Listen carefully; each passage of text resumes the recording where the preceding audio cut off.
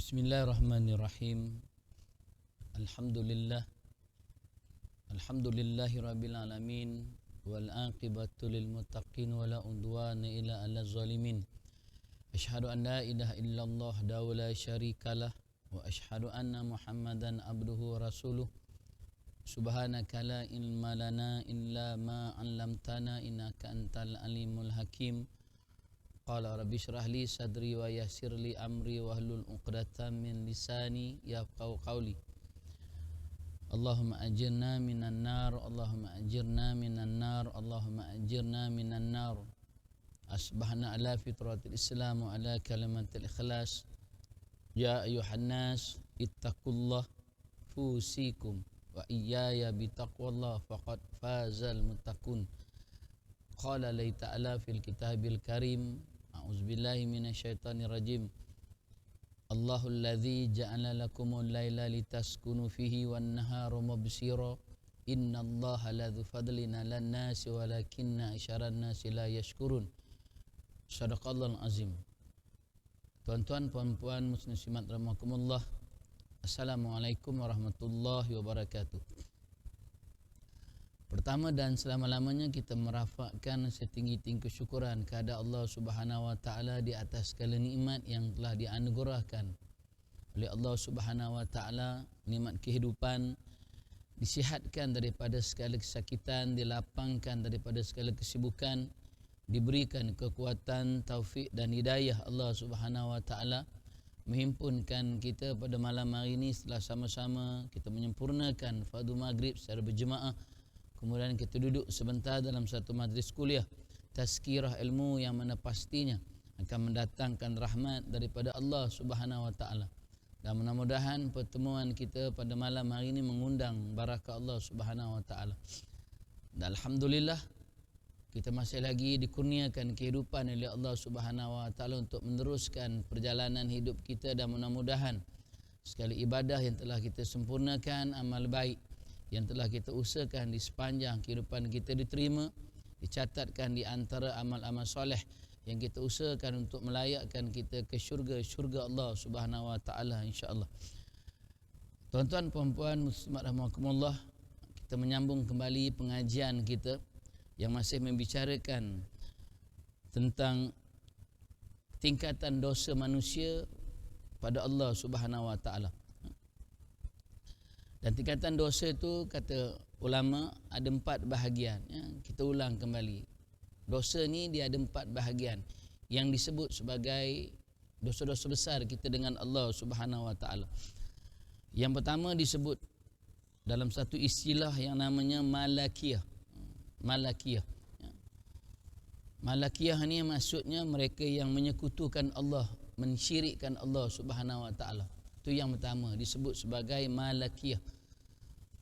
Tak ada dosa yang lebih besar dan tidak akan diampunkan oleh Allah Subhanahu wa taala atas 2 perkara. Yang pertama, murtad, keluar daripada jalan agama Allah Subhanahu wa taala. Yang keduanya, mensyirikkan, menyekutukan Allah Subhanahu wa taala, percaya pada sesuatu selain daripada Allah Subhanahu wa taala. Sebab tu bila kita sebut syirik, syirik ni kita tahu ada 2 bahagian, satu syirik khafi, satu syirik jali. Syirik besar dan syirik kecil. Dan syirik ni terjadi salah satu daripada 3 perbuatan. Yang pertamanya dengan keyakinan hati. Yang ini hanya Allah yang tahu. Yang kedua dengan lisan, dan yang ketiga dengan perbuatan. Salah satu daripada itu boleh mensyirikkan kita dengan Allah Subhanahu wa taala. Kalaupun kita tidak melakukan syirik itu dengan hati, keyakinan hati, mungkin daripada lisan. Sebab tu kalau kita mengaji ilmu tasawuf, ulama-ulama tasawuf, dia tak suka menggunakan istilah ataupun kalimah nasib baik, kalau, jikalau, mujur, iaitu kalimah-kalimah yang boleh mensyirikkan kita dengan Allah Subhanahu wa taala. Kalaulah kamu tak tolong aku tak tahu macam mana nak selesaikan masalah aku. Maknanya kita meletakkan pertolongan itu pada manusia, bukan pada Allah Subhanahu wa taala. Nasib baik dan ngelak sikit tadi. Kalau tok mengelak tadi, rasanya accident. Bukan nasib baik, patutnya alhamdulillah. Sebab manusia tak boleh melakukan apa-apa pun melainkan daripada izin Allah Subhanahu Wa Taala. La haula wala quwata illa billahil aliyil azim. Itu kalau kita mengaji tasawuf. Sebab tu ulama tasawuf dia jarang guna perkataan, bahkan dia tak nak guna pun perkataan nasib baik jikalau. Sebab tu boleh mensyirikkan kita dengan Allah Subhanahu Wa Taala. Apatah lagi daripada sudut perbuatan. Perbuatan kita mengikuti ritual ataupun adat-adat agama lain. Yang ni juga boleh mensyirikkan kita dengan Allah Subhanahu Wa Taala. Itu yang pertama, disebut sebagai satu kalimah yang namanya malakiyah. Yang kedua disebut sebagai syaitaniyah. Syaitaniyah ni mereka yang mengikut jejak langkah syaitan, yang tidak melaksanakan hukum Allah Subhanahu Wa Taala, tak setuju dengan undang-undang Allah, tak setuju dengan hukum-hukum Allah. Maknanya terpengaruh, terpedaya dengan tipu daya syaitan, pujuk rayu, godaan syaitan ni. Sehingga tak ada dalam usahanya, dalam hidupnya berusaha untuk menegakkan hukum-hukum agama Allah Subhanahu Wa Taala. Dia tak setuju dengan undang Allah, tak setuju dengan hukum-hukum Allah. Tuan-tuan, syaitan ini sepanjang hidupnya, daripada bermula diciptakan oleh Allah Subhanahu Wa Taala sampailah kiamat nanti, satu je dosanya dengan Allah Subhanahu Wa Taala. Bila disuruh tunduk pada Nabi Adam AS, itu je satu dosa dia. Tak ada lagi dosa lain syaitan, hanya satu je. Kalau nak dibandingkan dengan kita yang banyaknya dosa pada Allah Subhanahu Wa Taala, syaitan ni dia tak setuju untuk tunduk pada Nabi Adam, tapi dia tetap tunduk sujud pada Allah Subhanahu Wa Taala. Dan bila Allah Ta'ala panggil iblis syaitan ni menghadap pada Allah Subhanahu Wa Taala, dan bila Allah Ta'ala minta sujud di hadapan aku, dia sujud. Dan dia tidak akan mengangkatkan kepalanya selagi mana Allah tidak memerintahkan dia untuk mengangkatkan kepalanya. Cuma dia tak nak tunduk je pada Nabi Adam AS. Wa isqulna lil malaikati isjudu li adama fasajadu illa iblis aba wastakbara wa kana minal kafirin. Dia cuma tak nak tunduk pada Nabi Adam, tapi tetap tunduk pada Allah Subhanahu Wa Taala, sujud pada Allah. Tapi manusia yang tak sujud pada Allah, bahkan sujud pada manusia, takutnya pada manusia lebih takut daripada Allah Subhanahu Wa Taala. Wala tahsyawun nas wala syauni, kata Allah. Jangan takut pada mana-mana manusia, hanya letakkan ketakutan itu pada aku. Ada antara kita yang tak semayang langsung, tak sujud pun pada Allah. Maknanya mana lebih jahat pada setan? Mana lebih setan pada setan? Setan satu je, dosa dia selama-lamanya itu je satu. Kita banyak dah, banyak dosa kita dengan Allah Subhanahu Wa Taala. Itu disebut sebagai tingkatan yang kedua, yang namanya syaitaniyah. Yang kedua disebut sebagai sabbiyah. Yang ketiga, sabbiyah. Sabbiyah ni bagi orang yang ada jawatan, ada kedudukan, ada pangkat, ada kuasa, tapi menggunakan pada jalan yang salah, melakukan kezaliman pada orang-orang yang di bawah mereka, menindas, merampas hak orang lain. Yang inilah orang yang ada kuasa, ada jawatan, ada kedudukan. Tak ada lagi manusia yang paling tinggi jawatan dan kedudukannya setelah Nabi dan para Rasul, melainkan Allah Ta'ala anugerahkan pangkat dan kedudukan itu pada Fir'aun lanatullahi alaih. Fir'aun hebat dah, kedudukan dia hebat, kuasa dia, kerajaan dia hebat. Bahkan diceritakan tak pernah sakit pun. Tak usah kata sakit perut, batuk pun tak pernah Fir'aun ni. Kalau ada di antara kita yang tak pernah batuk, mana keturunan Fir'aun, itu je. Saya rasa ustaz tak pernah batuk lagi. Kalau aku tak pernah batuk, keturunan Fir'aun, itu je. Fir'aun batuk pun tak pernah. Tak usah kata sakit perut. Ada kerajaan, ada kekuasaan.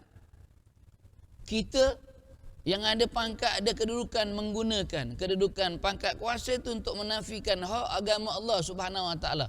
Bahkan ada di antara kita yang berani menyekat penyebaran ilmu agama Allah Subhanahu Wa Taala sebab ada kuasa, sebab ada kedudukan, ada pangkat, ada jawatan. Kalau tuan-tuan baca sirah tentang Fir'aun ni, Fir'aun jahat-jahat dia pun, tapi ketika mana dia nak dengar agama yang dibawa oleh Nabi Musa dan Nabi Harun, lalu diundang Nabi Musa dan Nabi Harun datang ke istananya. Dia jemput Nabi Musa, jemput Nabi Harun, datang ke istana aku dan duduk di singgasana aku. Ceritakan kepada aku tentang agama kamu. Sekarang ni aku selalu dengar daripada hamba rakyat aku je. Cerita pun macam-macam. Yang ni cerita macam ni, yang ni cerita macam ni. Aku pun tak faham. Dan aku undang kamu ke istana aku ni untuk kamu cerita pada aku tentang agama kamu. Nabi Musa, Nabi Harun duduk di singgasana Firaun cerita tentang agama Allah Subhanahu Wa Taala. Dan diberi jaminan tidak akan ada gangguan dari mana-mana manusia. Takkan ada gangguan daripada hamba rakyat aku. Ambillah masa sebanyak mana. Waktu Nabi Musa, Nabi Harun tu cerita pada Firaun, menung Firaun. Dia mulai yakin dengan agama yang dibawa oleh Nabi Musa dan Nabi Harun. Malam tu tidurnya tak lena Firaun ni. Tidur terlentang teringatkan Nabi Musa dengan Nabi Harun. Ngalih ke kanan teringat Nabi Musa. Ngalih ke kiri teringat Nabi Harun. Nerap tak cukup nafas. Betul. Pagi besok bila dia bangun pada tidurnya, kalaulah Firaun tanya pada isteri dia, Asia, tuan-tuan yakin dan percayalah, Firaun Islam sampai hari ini. Kalau dia tanya pada Asia, wahai Asia, bagaimana pandangan kamu tentang agama yang dibawa oleh Musa dan Harun? Asia akan kata, wahai suamiku, itulah sebaik-baik agama, itulah sebenar-benar agama yang mentauhidkan, mengesakan Allah Subhanahu Wa Taala. Sebab pada waktu itu Asia Islam dah. Tapi sebab dia tanya pada siapa? Dia tanya pada Haman, pembantu peribadinya. Wahai Haman, bagaimana pandangan kamu tentang agama yang diceritakan oleh Musa dan Harun? Kata Haman, tuanku tak usah percayalah. Dia ngecek je tu. Dia tipu je, dia berdoa je. Tuanku bagi pula dia duduk di singgasana tuanku. Lama-lama besok memang dia duduk situ, tuanku duduk di bawah. Tuan-tuan, bila dengar tu, Firaun U-turn tu. Tak percaya lah saudara. Hilang keyakinannya pada agama Allah. Sehinggalah kembali keyakinannya waktu bila? Waktu tenggelam timbul dalam Laut Merah. Waktu nyawa di bahagian kerongkongan ni, barulah wahai Musa, aku beriman dengan Tuhanmu Musa. Baru pada waktu tu, taubat tidak lagi diterima oleh Allah Subhanahu Wa Taala. Tapi nak cerita, sekurang-kurangnya Firaun ni dia dengar dulu apa yang Nabi Musa dengan Nabi Harun nak sampaikan.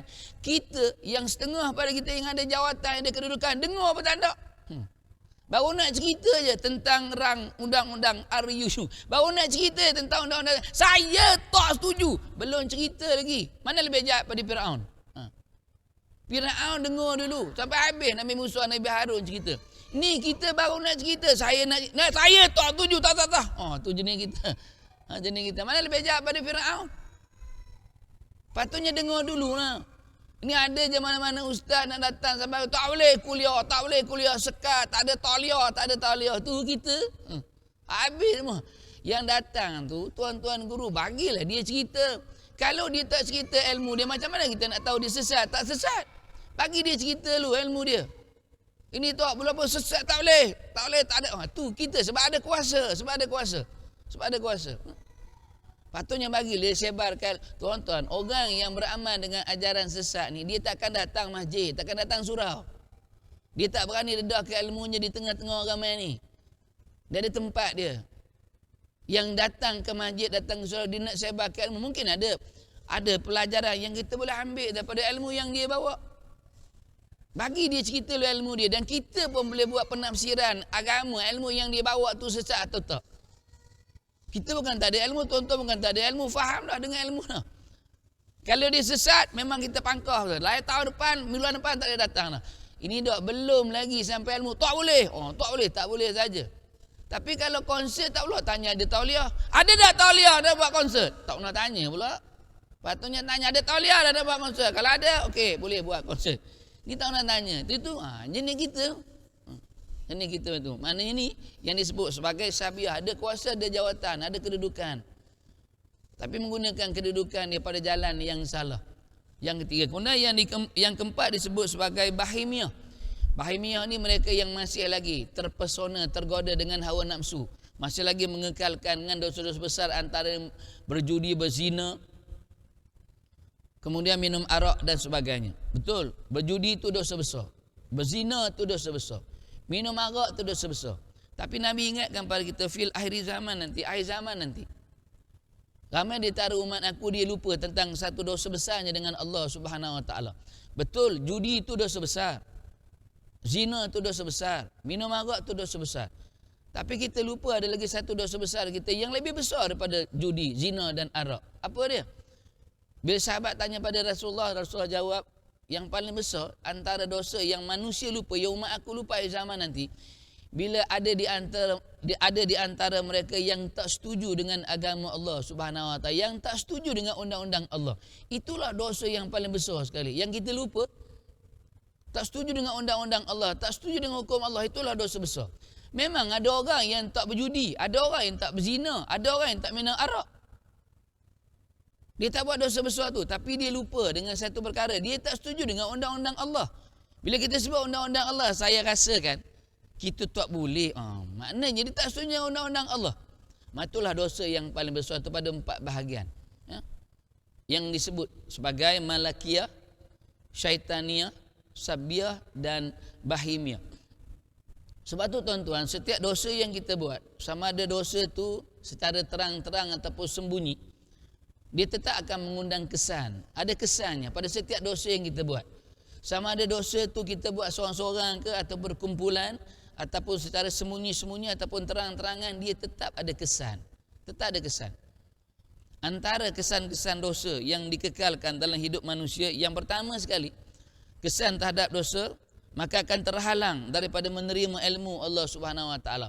Manusia yang kekal dengan dosa ni, pertama dia akan terhalang daripada menerima ilmu.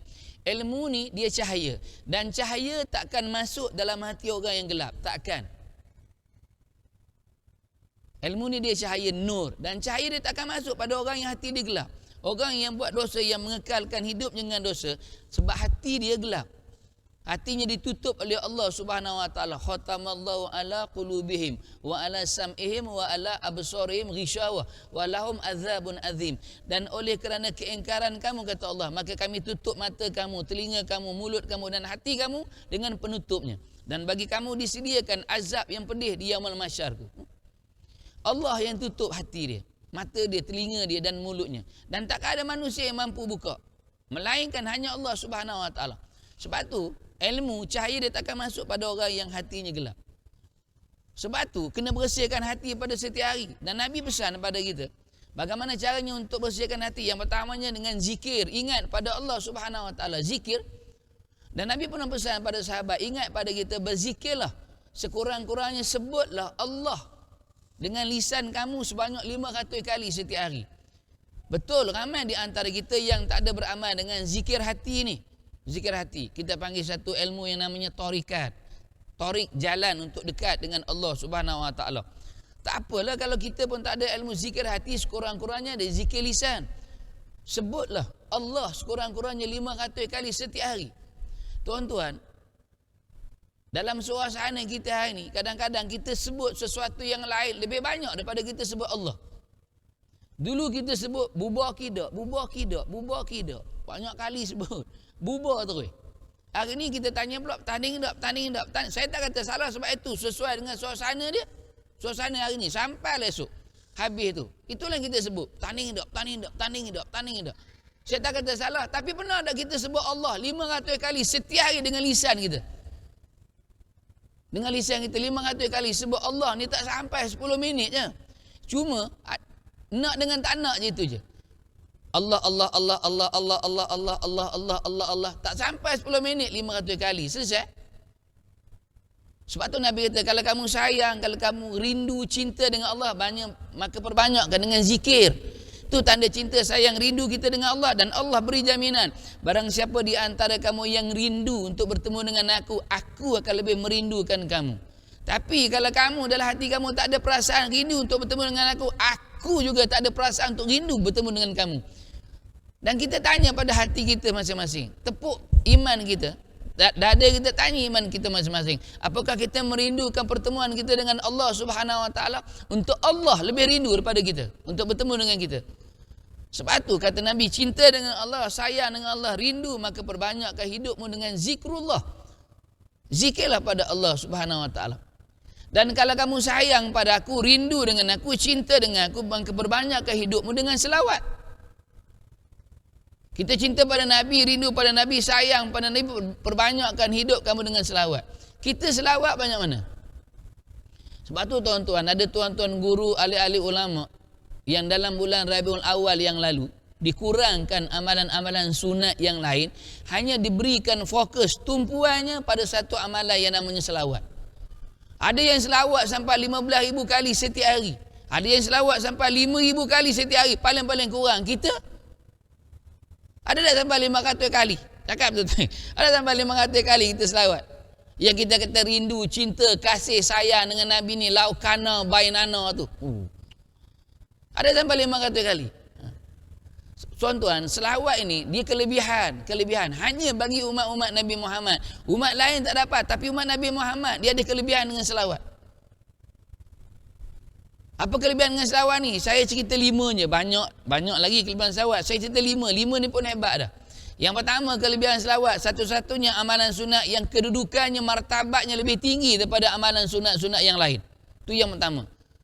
Apa dalil dia? Bersandarkan satu ayat yang akan dibacakan pada setiap hari Jumaat. Innallaha wa malaikatahu yusalluna 'alan nabi ya ayyuhallazina amanu sallu alaihi wa sallimu taslima. Sesungguhnya aku dan para malaikat aku berselawat pada Muhammad sallallahu alaihi wasallam. Allah perintahkan kita solat. Aqimu solah, kata Allah. Kita je solat, Allah tak solat. Allah Ta'ala perintahkan kita puasa dalam bulan Ramadan. Kita je puasa, Allah tak puasa. Allah Ta'ala perintahkan kita mengeluarkan sebahagian daripada harta kita zakat dalam bulan Ramadan. Allah tak zakat. Allah perintahkan kita menunaikan kefarduan haji. Allah tak menyempurnakan kefarduan haji. Tapi bila sebut selawat, satu-satunya amalan sunat yang Allah buat, malaikat buat dan manusia buat. Itu je satu-satunya. Sebab tu martabat dia, kedudukan dia lebih tinggi daripada amalan sunat yang lain. Satu. Yang kedua, selawat ini, kelebihan selawat yang kedua, akhirnya selawat ini kembali balik pada manusia. Apa dalilnya? Mudah je. Kata Allah, sekali je kamu selawat pada Muhammad, kekasihku, Habibullah, Khalilullah, aku akan selawat pada kamu berapa kali? 10 kali. Kita selawat pada Nabi sekali, Allah selawat pada kita 10 kali. Dan kalau kita selawat pada Rasulullah 10 kali, 100 kali Allah selawat pada kita. Dan kalau kita selawat 100 kali, 1000 kali Allah selawat pada kita. Apa lagi yang kita nak cari dalam hidup kita? Keresahan, kerisauan, kegundahan dalam hidup kita. Kalau setiap hari Allah selawat pada kita, sekurang-kurangnya 1000 kali. Hanya bagi umat Nabi Muhammad je. Lain tak dapat. Tuan-tuan, nak dapat salam daripada Allah mungkin susah.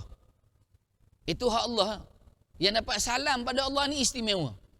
Sahabat pernah tanya, ya Rasulullah, apa kelebihan bagi mereka yang menerima salam daripada Allah Subhanahu Wa Taala? Kata Rasulullah, barang siapa di antara kamu menerima salam daripada Allah, maka ada satu tempat kedudukannya dalam syurga Allah Subhanahu Wa Taala. Dapat salam daripada Allah, ada satu tempat, ada satu kedudukannya dalam syurga Allah Subhanahu Wa Taala. Bukan senang dapat salam pada Allah. Tapi ada manusia yang menerima salam daripada Allah Subhanahu Wa Taala. Antaranya Sayyidatina Khadijah. Dapat salam daripada Allah waktu saat-saat kewafatannya. Waktu-waktu hampir-hampir meninggal dunia tu, waktu tu panggil Rasulullah, ya Rasulullah, wahai suamiku. Dan kalaulah aku mati nanti, kalaulah aku wafat nanti dan tulang-tulang aku ni ada harganya boleh dijual, maka gunakan untuk perjuangan agama Allah Subhanahu Wa Taala. Dan memang kita tahu pun sepanjang hidup Sayyidatina Khadijah ni keseluruhan hartanya dibelanjakan, diinfakkan, disumbangkan untuk agama Allah Subhanahu Wa Taala. Pernah 3 tahun ketika mana umat Islam dipulaukan, disisihkan oleh puak-puak musyrikin Mekah. Harta yang ada pada Siti Khadijah inilah yang menampung keperluan umat Islam untuk meneruskan kehidupannya pada waktu itu. Daripada orang yang kaya raya jadi sampai jatuh miskin. Sehingga sampai waktu wafatnya masih lagi memikirkan bagaimana usahanya untuk menolong agama Allah Subhanahu Wa Taala. Sebab ingat janji Allah, intan surullah yansurku wasabbit aqdamakum. Kamu tolong agama aku tolong kamu dalam hidup kamu. Dan perkataan yang keluar daripada mulut Sayyidatina Aisyah tu, Sayyidatina Khadijah tu mengundang kesukaan Allah. Lalu diturunkan Jibril, wahai Jibril, bagi tahu pada Muhammad, aku berkirim salam pada Sayyidatina Khadijah. Sebab tu kain kafan Sayyidatina Khadijah ni ditempa daripada syurga Allah Subhanahu Wa Taala. Yang kedua, antara yang dapat salam daripada Allah, Sayyidina Abu Bakar As-Siddiq, kerana membenarkan peristiwa yang berlaku pada Rasulullah SAW dalam peristiwa Isra' wal Mi'raj. Saat puak-puak musyrikin Mekah tak percaya, bila diceritakan tentang perjalanan Isra' wal Mi'raj, semua orang gelak. Puak-puak musyrikin Mekah ni semua gelak. Semua kata Muhammad ni merepek dah, Muhammad ni gila dah. Apatah lagi Abu Lahab dengan Abu Jahal. Kata Abu Lahab dengan Abu Jahal, inilah waktu yang paling sesuai. Masa ketika yang paling sempurna untuk kita pisahkan antara Muhammad dengan Abu Bakar. Takkanlah Abu Bakar nak percaya apa yang Muhammad cerita ni, merepek je. Tapi bila dikhabarkan pada Abu Bakar, bila diceritakan pada Abu Bakar apa yang disampaikan oleh Rasulullah SAW, apa jawapan Abu Bakar? Kata Sayyidina Abu Bakar, wahai Abu Lahab, wahai Abu Jahal, kalaulah yang kamu cerita pada aku ni keluar pada mulut Muhammad, lebih daripada ini pun aku percaya. Tak usah kata ini, lebih daripada ini pun aku percaya. Syaratnya keluar pada mulut Muhammad. Sebab setiap perkataan Muhammad adalah wahyu daripada Allah Subhanahu Wa Taala. Lebih daripada ini pun aku percaya. Terkejut Abu Lahab. Terkejut Abu Jahal. Harapannya untuk memisahkan Rasulullah dengan Abu Bakar musnah. Dan perkataan itu Allah Ta'ala suka dengar. Lalu diturunkan Jibril untuk menyampaikan salam pada Sayyidina Abu Bakar As-Siddiq. Kerana membenarkan peristiwa yang berlaku pada Rasulullah SAW. Kita sekurang-kurangnya, kalaupun Allah tak bagi salam pada kita, sekurang-kurangnya ada selawat.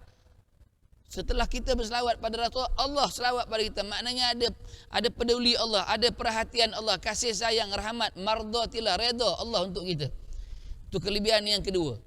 Yang ketiga, selawat ni satu-satunya amalan sunat yang pahalanya lebih banyak daripada amalan sunat yang lain. Betul, amalan sunat yang lain tu ada pahalanya. Setiap benda yang kita buat dekat dunia ni, dia ada balasannya. Baik yang kecil mana pun yang tersembunyi, ataupun yang baik yang tersembunyi, yang jahat yang tersembunyi, ada balasannya daripada Allah. Faman ya'mal misqala dzarratin khairan yarah wa man ya'mal misqala dzarratin syarran yarah.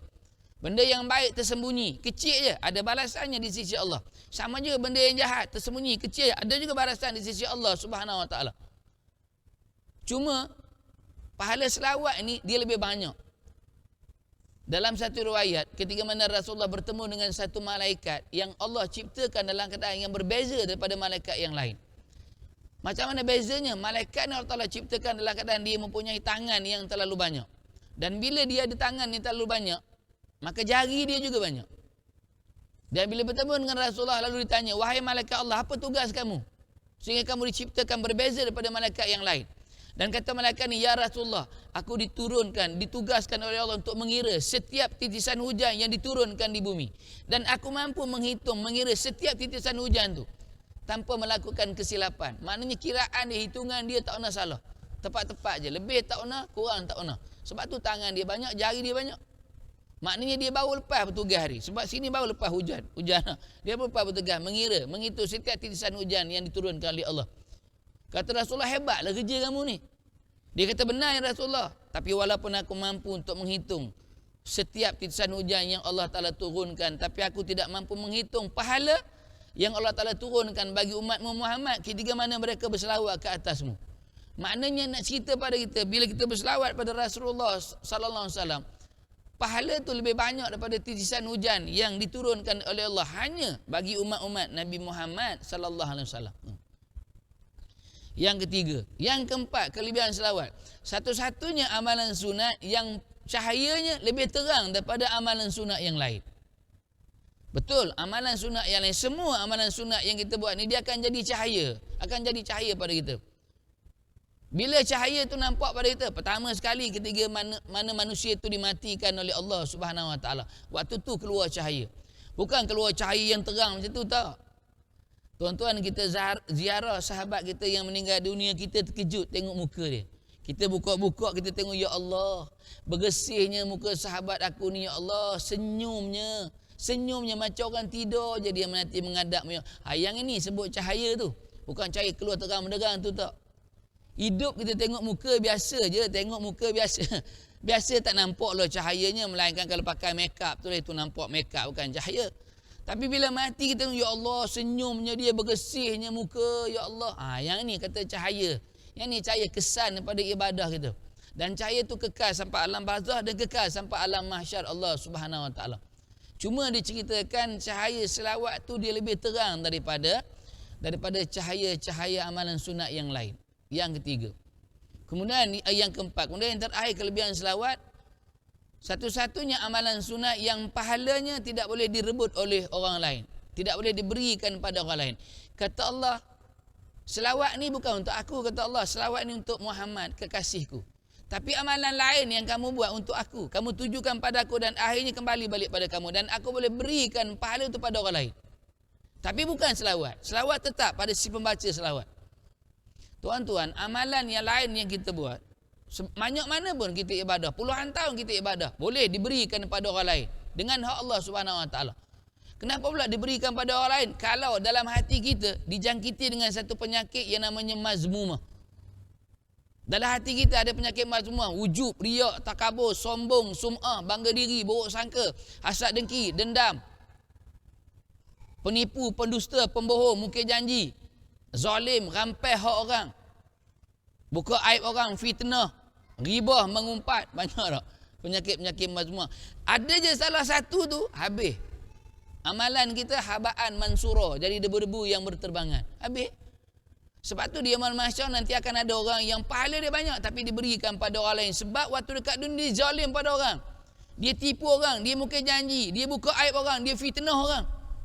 Dia rampeh orang. Dia sakitkan hati orang. Habis semua pahala yang dia buat daripada sudut ibadah dengan Allah diberikan pada orang lain. Sedangkan dosa orang lain ditanggung pula atas mereka. Yang tu Nabi kata muflih, yang paling muflih sekali di akhirat. Orang yang tak ada pahalanya habis diberikan pada orang lain, dia pula tanggung dosa orang lain. Akhirat bukan tempat beramal dah tak. Akhirat tempat untuk kita menerima apa sahaja ganjaran yang Allah Ta'ala datangkan pada kita atas perbuatan kita waktu dekat dunia. Itu je. Itu paling muflih sekali. Tapi tidak selawat, kata Allah. Selawat dia kekal dalam catatan buku amalan kita, kitab amalan kita masing-masing. Sama juga kalau kita tak pernah ikhlas dengan Allah, Allah Ta'ala hapuskan. Kita tolong orang, kemudian kita suka ungkit-ungkit. Maknanya kita tak ikhlas dengan manusia dan tak ikhlas dengan Allah Subhanahu Wa Ta'ala. Sebab tu Nabi ajarkan kepada kita, bila kita dah tolong orang, kalau orang tak ucap terima kasih pun tak apa, itu hak dia. Dia tak balas balik pun pertolongan kita, tak apa, itu hak dia. Tapi Allah tetap balas. Sebab tu Nabi satu-satunya contoh ikutan yang paling baik, uswatun hasanah. Satu-satunya manusia yang tak pernah balas jahat dengan kejahatan, tak pernah. Walaupun jahat dibalas dengan jahat ni hukum dia harus. Tapi yang paling baik, yang paling afdalnya kalau jahat dibalas dengan kebaikan. Jahat balas jahat boleh, keharusannya. Nabi Nuh alaihissalam waktu nak bina bahtera tu, orang buat khianat macam-macam, doa pada Allah. Masa dia bawa agama, macam-macam orang buat pada dia. Doa pada Allah untuk diberikan balasan. Allah Ta'ala suruh bina bahtera. Akhirnya Allah Ta'ala tenggelamkan bumi. Yang ada atas bahtera Nabi Nuh je yang selamat. Jahat dibalas dengan jahat. Nabi Lut alaihissalam, LGBT yang pertama. Doa pada Allah untuk diberikan balasan bagi umatnya. Allah Ta'ala tanamkan puak-puak ni dalam bumi. Allah Subhanahu Wa Ta'ala. Tapi Nabi Muhammad tak pernah, walaupun dibalik dengan batu, dengan kayu sampai berdarah-darah kepalanya di Taif. Tapi Nabi tak pernah doa kejahatan. Kata Nabi pada Jibril, biarlah Jibril, dia tak faham lagi dengan agama yang aku bawa ni. Satu hari nanti, pasti dia akan faham tu. Sebab tu bila kita dah tolong orang, orang tak ucap terima kasih pun, redha je dah. Tak usah cerita-cerita. Tapi sebab kita ni cerita-cerita dah. Ni hati ni tak puas hati sangat. Bukan apa Ustaz, saya ni terkasa Ustaz. Memanglah terkasa. Sebab tu nenek kita ingatkan pada, kalau ikut rasa binasa, ikut hati mati. Dah. Bukan apa Ustaz, waktu dia mula-mula duduk di Ampang ni Ustaz. Dia mula cerita, waktu dia mula-mula duduk di Ampang Ustaz, dia susah Ustaz. Waktu dia susah. Masa mula-mula datang di Ampang ni, saya ingat masa tu anaknya baru ada 2 orang je. Kerja pun tak hebat, kita carikan dia rumah sewa Ustaz. Waktu tu dia rajin datang surau, rajin datang masjid. Rajinlah dengan kami Ustaz. Tapi sekarang ni Ustaz, bila dah kaya sikit, dah rumah dah 2 tingkat, dah pencen apa semua dah kaya sikit, dia mula sombong Ustaz. Bagi salam, Assalamualaikum, salam. Jawab, saya rasa nak bagi penumbuk je. Itu. Tak payah cerita lah, tak ikhlas lah kita. Bila tak ikhlas, Allah Ta'ala hapuskan. Allah Ta'ala padamkan pahala daripada sudut ibadah kita, dihapuskan oleh Allah Subhanahu Wa Ta'ala. Sebab tu Nabi ingatkan pada kita. Kalaupun tak mampu dengan amalan-amalan sunat yang lain, tak apa. Tapi jangan meninggalkan satu amalan yang namanya selawat. Sebab tu dalam satu hadis, Nabi pernah ingatkan pada sahabat. Kata Rasulullah, ketiga mana sampai pada satu usia tua kamu. Dan dalam hadis, ulama dia tak cerita pun tua tu berapa tahun. Dan Nabi pun tak pernah sebut umur tua tu berapa tahun. Saya tanya tuan-tuan, umur tua ni berapa tahun? Boleh bagi tahu saya dah umur tua berapa tahun? 60. 60 tak kata tua, baru warga emas. 60 tahun warga emas. Habis tua umur berapa tahun? Cuma Nabi ingatkan, ketika mana sampai usia kamu 40 tahun, maka lihatlah akhirat. Nabi pesan tu, sampai umur 40 tahun maka lihatlah akhirat. Toleh-tolehlah ke akhirat. Pandang-pandanglah ke langit tu, memikirkan perjalanan kita nanti untuk bertemu dengan Allah. Apa yang kita nak bawa untuk berhadapan dengan Allah. Ketika mana? 40 tahun.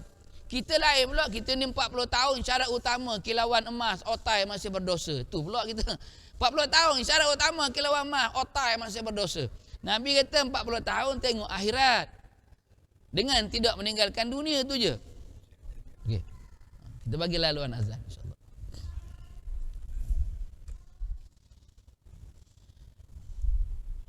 Tuan-tuan puan-puan muslim rahimakumullah, Nabi tak ceritakan pada kita usia tua tu berapa. Dan ulama pun tak ceritakan juga pada kita usia tua tu berapa. Cuma dalam Quran ada dua umur yang disentuh dalam Al-Quran. Yang pertamanya 40 tahun. Kenapa 40 tahun? Sebab di situlah bermulanya hidup Rasulullah sallallahu alaihi wasallam, berubahnya hidup Nabi ketika mana diangkat sebagai utusan Allah, diangkat sebagai rasul, bawa agama Allah Subhanahu wa taala pada usia 40 tahun. Kemudian yang kedua, umur yang kedua disebut 60 tahun. Sebab di situ adalah lingkungan usia diwafatkan Rasulullah sallallahu alaihi wasallam. Dan kalau dalam hadis ada juga umur yang disentuh, antaranya ada dua umur yang disentuh dalam hadis. Yang pertamanya 7 tahun. Ajarilah anak-anak kamu solat ketika mana usianya 7 tahun.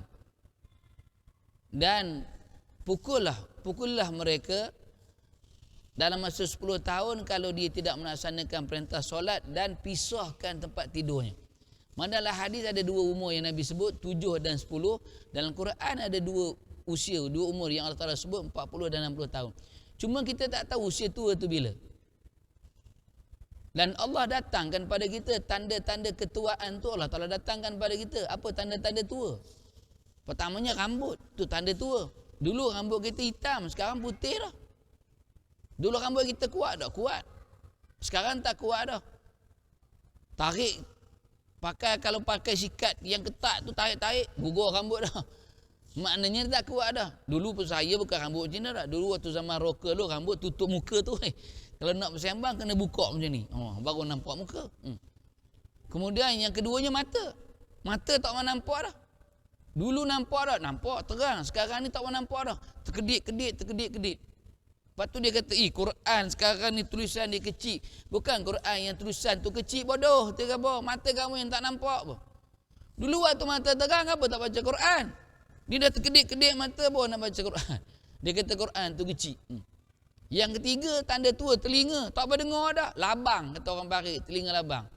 Kalau dah tahu telinga labang, tak payahlah jadi saksi nikah. Siap pengantin. Pengantin dah tunjuk dah 4 kali dah. Macam mana saksi? Tak dengar, kata pengantin. Aku kali kelima ni kalau saksi tak kena, aku tumbuk je saksi dulu. Kawan kalau lagi tak tunjuk tu bila nak sah? Telinga labang, saksi nak juga RM15 tu upah nikah. Sebab tu kalau dah telinga labang, tak payah duduk luar, kuliah duduk dalam. Bodoh, tiga bah. Ni telinga dah labang duduk luar. Duduk di luar. Kita kata dengar tak? Di luar apa dengar Ustaz? Faham tak? InsyaAllah faham. Kita kata faham apa yang dalam ni pun tak faham-faham. Kita kata tak usah di luar. Dia kata tu. Tu bising pula. Dia duduk di luar, telinga labang, lepas tu dia bising, dia marahkan. Ustaz tu saya ingat Ustaz Ridwan tu satu malam tu dia ajar salah tu. Apa yang dia ajar? Malam tu Ustaz Ridwan ajar tentang solat jamak qasar. Dia bagi tahu antara waktu yang boleh jamak, antara waktu isyak dengan subuh, antara waktu yang boleh jamak. Kita kata mana ada kita sebut waktu isyak dengan waktu subuh ni boleh jamak. Kita pun mengaji juga bodoh ke apa? Yang kita tahu jamak ni Zuhur, Asar, Maghrib, Zuhur, Asar, Maghrib, Isyak itu je. Tak kali Isyak dengan subuh boleh jamak. Kita sebut malam tu antara waktu Isyak dengan waktu subuh tu waktu yang boleh jimak, bukan jamak. Tapi sebab telinga tu labang, itu je bezanya. Ja dengan ji tu, sebab tu suruh duduk dalam bodoh tu kau. Kau dah telinga labang. Tu tanda tua, tanda tua. Yang keempat bertanda tua gigi. Tak kuat dah gigi. Dulu tuan-tuan tahun 70-an, 60-an, kita makan tebu kan. Sekarang ni dah ada air tebu. Zaman tuan-tuan mana ada air tebu. Tuan-tuan makan tebu dengan gigi, patah dengan peha, gerbuk patah tu, patah dua, satu buah belakang baju. Samsing. Satu lagi makan. Tanya sahabat saya. Tanya Cik Rahim, dia tahu. Patah dengan peha, bubuh belakang satu makan. Panjang mana pun tebu tu habis, tebu tu gigit. Sekarang gigit tebu tengok.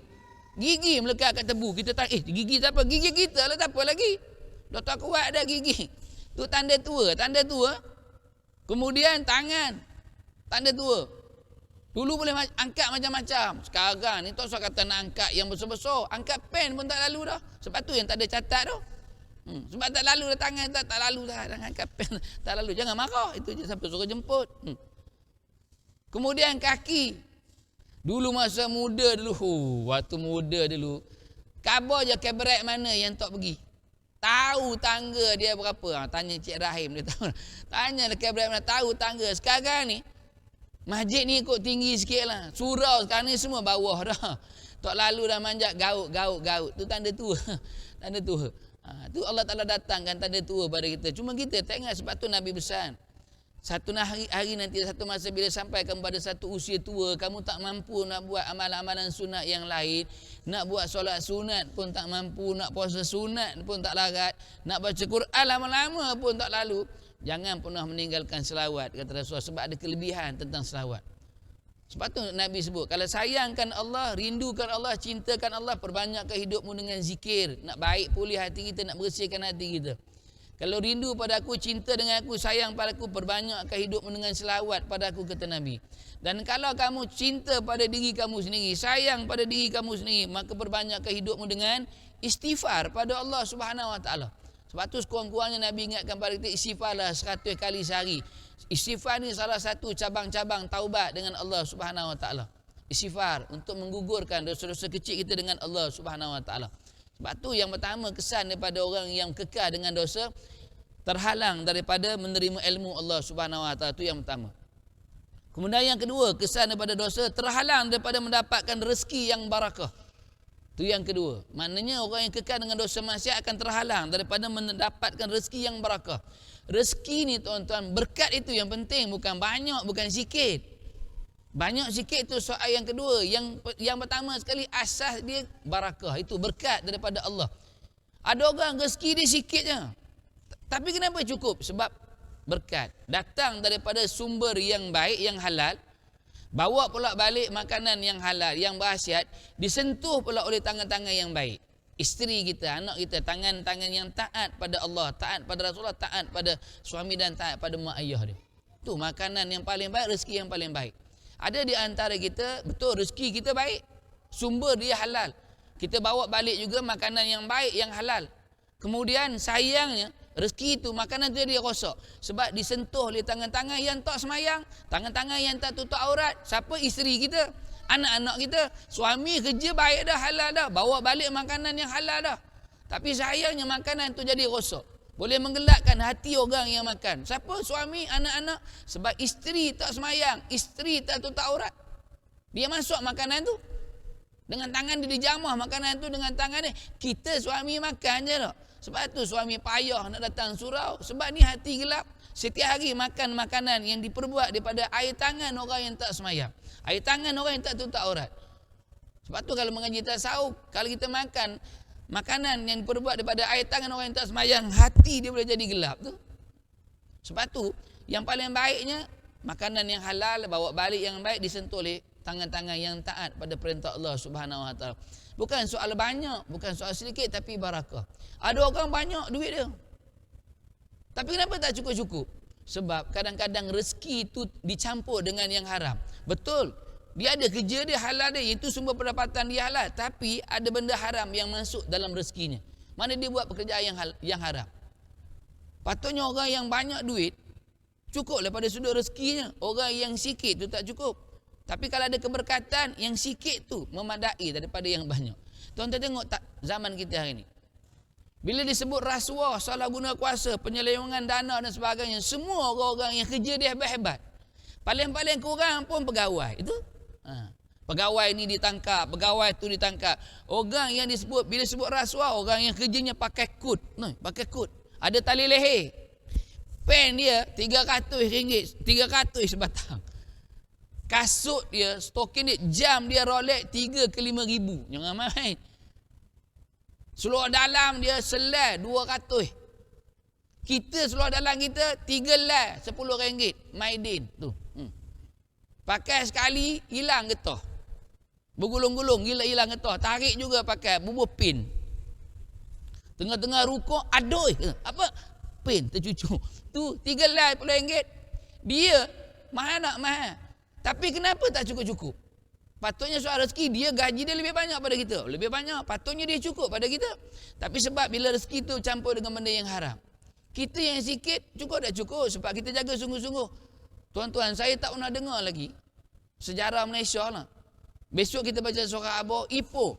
2 peneroris getah ditangkap kerana merasuah peneroris getah yang lain. Tak ada, belum pernah dengar lagi. 2 pekebun ditangkap kerana merasuah pekebun yang lain. Belum dengar. Tapi paling-paling rendah pegawai tu. Mana tu? Dah sebutkan sumber rezeki tu. Mana bukan yang banyak. Tapi yang pentingnya keberkatan dengan Allah Subhanahu Wa Taala. Itu yang kedua. Kemudian yang ketiga. Yang ketiga, dosa akan menggelapkan hati manusia. Betul, setiap dosa yang kita buat akan ada satu titik hitam menutup pada hati manusia. Akhirnya bila banyak dosa, dia akan menggelapkan hati manusia. Sebab tu kata Imam Al-Ghazali rahmatullahi alaih, hati ni dia macam cermin. Kalau setiap hari kita bersihkan, maka mudah untuk dibersihkan.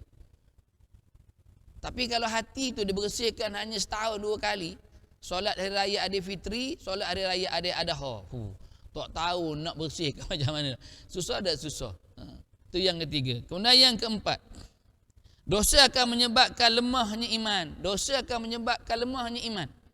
Tuan-tuan, iman ni anugerah Allah yang paling bernilai, paling hebat sekali. Dan iman ni dia perlu dijaga, perlu dibajai, perlu dibentengi. Dan kata Imam Asy-Syafi'i rahmatullahi alaih, ada 5 perkara yang perlu dalam hidup manusia untuk bina iman dia, untuk jadi kuat. Sebab Nabi pernah pesan dalam satu hadis, kata Rasulullah, akhir zaman nanti, fil akhir zaman, antara ujian yang paling hebat menimpa umat-umat aku adalah ujian tentang iman mereka. Betul? Sebab tu Nabi pesan dalam satu hadis, kalau tuan-tuan baca 40 hadis peristiwa akhir zaman nanti akan ada di kalangan umat aku yang beriman pada waktu paginya, kafir pada waktu petangnya. Beriman pada waktu petang, pagi esok kafir pula. Bila? Fil akhir zaman, zaman kita ni, ujian paling berat iman. Mengekalkan iman. Sebab tu kata Imam Syafi'i, dia kan ada 5 perkara untuk bentengi iman kita, untuk kuatkan iman kita dengan Allah. Yang pertamanya yakin dengan Allah. Yakin banyak pula. Yakin tu ada sampai 4 tingkatan pula yakin tu. Wajibul yakin, ainul yakin, hakul yakin, isbatul yakin. Ada pula pencerahan dia macam mana pula. Yang keduanya ikhlas dengan Allah Subhanahu Wa Taala. Ikhlas aja. Buat apa pun kena ikhlas. Yang ketiga, perbanyak kedekatan dengan amalan-amalan sunat. Itu juga benteng bagi iman. Bukan cukup dengan yang wajib, tapi diperkuatkan, diperbanyakkan dengan amalan sunat. Yang ketiga. Yang keempat, istiqamah beramal. Istiqamah beramal. Walaupun sedikit, itulah amalan yang paling baik. Sedikit tapi istiqamah. Istiqamah pula pecah pada 3 pula. Istiqamah hati, istiqamah lisan, dan istiqamah perbuatan. Itulah istiqamah yang paling tinggi nilainya di sisi Allah Subhanahu Wa Taala. Dan yang kelima, yang terakhir, ada adab dia. Beradab, berdisiplin dalam setiap ibadah yang kita buat. Betul? Adab ini nombor 1 adab. Orang yang ada adab pasti dia ada ilmu. Tapi orang yang ada ilmu belum pasti dia ada adab. Sebab tu kata Syekh Abdul Qadir Al-Jalani, aku lebih menghormati orang yang lebih tinggi adabnya berbanding dengan ilmunya. Kalaulah sekadar ilmunya, syaitan itu lebih hebat ilmunya daripada manusia. Tapi sebab dia tak ada adab dengan Allah, kesombongan dia pada Allah Subhanahu Wa Taala, lalu dia diusir daripada syurga Allah Subhanahu Wa Taala. Sebab dia tak ada adab, kesombongan dengan Allah. Kalau sudut ilmu, syaitan lagi hebat ilmunya dengan kita. Dan syaitan ni bekas sujud dia ada di setiap langit Allah Subhanahu Wa Taala. Bahkan di setiap langit Allah namanya berubah-ubah. Di langit yang pertama disebut sebagai Al-Abid, orang yang malaikat yang paling, makhluk yang paling hebat ibadahnya dengan Allah. Langit yang kedua disebut sebagai Az-Zuhud. Sampai langit yang ketujuh disebut sebagai Az-Zazil, ketua para malaikat Allah Subhanahu Wa Taala. Mana itu benteng iman. Tu. Maknanya dengan dosa dia akan menyebabkan lemahnya iman. Kemudian yang kelima, Dosa akan menyebabkan manusia terasing jauh daripada Allah Subhanahu Wa Taala. Maknanya jauh daripada rahmat Allah Subhanahu Wa Taala. Syaitan ni tuan-tuan, dia ada kata dasar dia, sya'ata ataupun syatana. Itu kata dasar syaitan. Tapi kita biasa sebut syaitan. Kata dasar dia sya'ata ataupun syatana. Sya'ata dan syatana ni maksudnya terasing jauh, terbakar dan terasing jauh daripada rahmat Allah Subhanahu Wa Taala. Dan memang syaitan ni akhirnya akan terbakar dalam api neraka dan dia terasing jauh daripada rahmat Allah Subhanahu Wa Taala. Maknanya manusia yang kekal dengan dosa maksiat, dia akan terasing jauh daripada rahmat Allah Subhanahu Wa Taala. Itu yang kelima, syariat yang kekal. Kemudian yang keenam, dosa dan maksiat akan memendekkan umur manusia. Kekal dengan dosa maksiat, Allah akan pendekkan umur manusia. Itu hak Allah. Sebab tu dalam hidup manusia Allah telah bekalkan dua ajal, mubram dan mu'alaq. Ajal yang boleh berubah-ubah, ajal yang tidak boleh berubah-ubah dengan hak Allah Subhanahu Wa Taala. Ada manusia yang patut mati usia dia 20 tahun, tapi sebab infak dia, sedekah dia, sumbangan dia, derma dia untuk agama Allah, Allah Taala panjangkan usianya sampai 70 tahun. Ada orang yang patut matinya pada usia 70-80 tahun, tapi sebab kekal dengan dosa maksiat, Allah Taala pendekkan umurnya. Itu hak Allah Subhanahu Wa Taala. Kemudian yang terakhir, dosa dan maksiat akan mengundang dosa-dosa yang lain. Sebab tu kita ada satu kewajipan yang Allah Taala datangkan dalam Quran, yang disebut kalau tak salah saya 11 ataupun 12 kali, amal ma'ruf nahi munkar dalam Quran. Sebab dosa dia akan mengundang dosa-dosa yang lain. Dia ada upgrade. Dia ada upgrade-nya dosa. Orang yang kekal dengan dosa ni, dia akan buat dosa tu, dosa tu akan dibuat lebih banyak lagi. Satu tak cukup jadi dua, dua tak cukup jadi tiga, dibanyak-banyakkan lagi, diperbanyak kali dosa. Yang itu kita risaukan. Ada 7 kesan dosa dengan Allah Subhanahu Wa Taala. Kemudian kenapa hati melakukan dosa? Kenapa manusia melakukan dosa? Manusia melakukan dosa kerana kegelapan hati manusia, kerana kegelapan hati mereka. Sebab tu macam mana cara untuk mengelakkan daripada dosa, apatah lagi dosa-dosa besar dengan Allah Subhanahu Wa Taala? Kata Nabi ada 5 perkara. Kata Nabi ada 5 usaha untuk 5 perkara ni, untuk sekurang-kurangnya mengelakkan kita daripada melakukan dosa-dosa besar kita dengan Allah Subhanahu Wa Taala. Yang ini kita akan bicarakan pada bulan hadapan insya-Allah, sebab 8.30 dah ya. Sejam je kuliah, tak boleh lebih. Sebab bayar untuk sejam tu.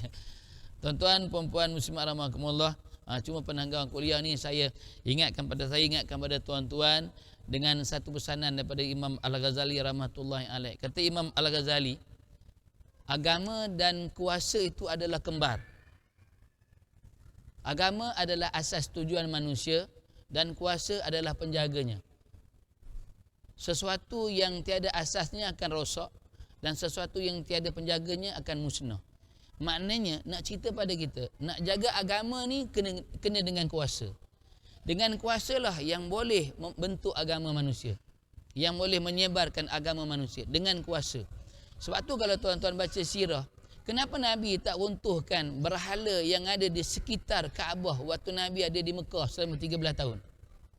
Sedangkan sakitnya pandangan mata Nabi bila melihat banyaknya berhala di sekitar Kaabah pada waktu itu. 13 tahun Nabi di Mekah. 13 tahun Nabi di Mekah.